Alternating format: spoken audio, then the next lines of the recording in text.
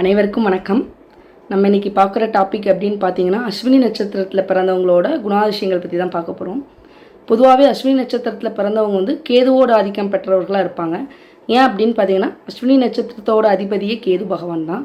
அப்போது கேது அப்படின்னா ஞானக்காரகன் அப்படின்னு நம்ம எல்லாத்துக்கும் தெரியும்.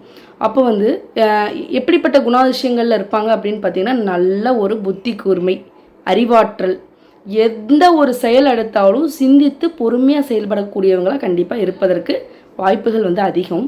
அடுத்ததாக பார்த்திங்கன்னா அஸ்வினி நட்சத்திரக்காரங்கள்கிட்ட இருக்க ஒரு மெயின் நல்ல ஒரு சூப்பரான திறமை என்ன அப்படின்னு பார்த்தீங்கன்னா, ஆப்போசிட்டில் இருக்கிறவங்க, அதாவது நம்ம சொந்தக்காரங்களாக இருந்தாலும் சரி, ஃப்ரெண்ட்ஸ் சர்க்கிளாக இருந்தாலும் சரி, யாராக இருந்தாலும் நம்ம கூட பழகிறவங்க ஈஸியாக அவங்க ஜட்ஜ்மெண்ட் பண்ணிடுவாங்க. இவங்க எப்படிப்பட்டவங்க, அவங்க அவங்களோட மோட்டிவ் என்ன அப்படிங்கிறது ஆப்போசிட்டில் இருக்கிறவங்களோட கேரக்டரை ஈஸியாக ஜட்ஜ் பண்ணுறக்கூடிய ஒரு திறமை இவங்கக்கிட்ட ஒரு இன்பில்ட்டாகவே இருக்கும். அடுத்ததாக பார்த்தீங்கன்னா செவ்வாயோட ஆதிக்கமும் இவங்களுக்கு இருக்கும். ஏன் அப்படின்னு கேட்டிங்கன்னா மேசராசி, அஸ்வினி நட்சத்திரம் மேசராசியில் தான் வருது. அப்போது செவ்வாயோட ஆதிக்கமும் இவங்களுக்கு இருக்கும். நல்ல ஒரு தன்னம்பிக்கை அப்படிங்கிறது அதிகம், செல்ஃப் கான்ஃபிடென்ஸ் அதிகம். அடுத்ததாக பார்த்திங்கன்னா கோபம் மட்டும் அவங்களுக்கு டக்கு டக்குன்னு வந்துடும். முன்கோபம் ரொம்ப அதிகமாக வரும்.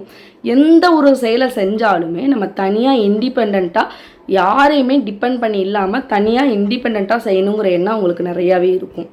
அடுத்ததாக பார்த்திங்கன்னா திருமண வாழ்வு அப்படின்னு எடுத்துட்டோம்னா கணவனாக இருந்தால் மனைவி தான் சொல்கிற கேட்கணும் அப்படிங்கிற ஒரு கர்வம் இருக்கும்.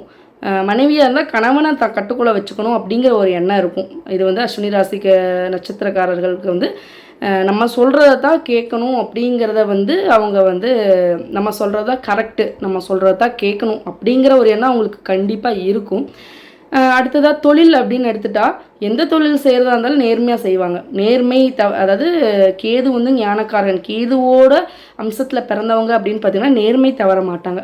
எதை செஞ்சாலும் ஒரு நேரான வழியில் செல்லணும், நேர்மையாக பண்ணணும் அப்படிங்கிற ஒரு மோட்டிவ் இவங்களுக்கு இருக்கும்.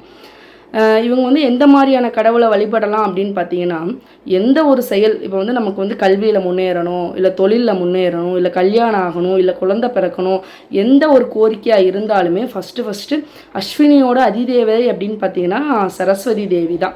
அந்த சரஸ்வதி தேவி கோவிலுக்கு சென்று அவங்களோட ஜென்ம நட்சத்திரத்தன்னைக்கு, அஸ்வினி நட்சத்திரத்தன்னைக்கே போய் சரஸ்வதி தேவிகிட்ட போய் ஒரு வழிபாடு வச்சுட்டு அர்ச்சனை பண்ணிட்டு வந்தால் கண்டிப்பாக நினைத்தது நிறைவேறும்.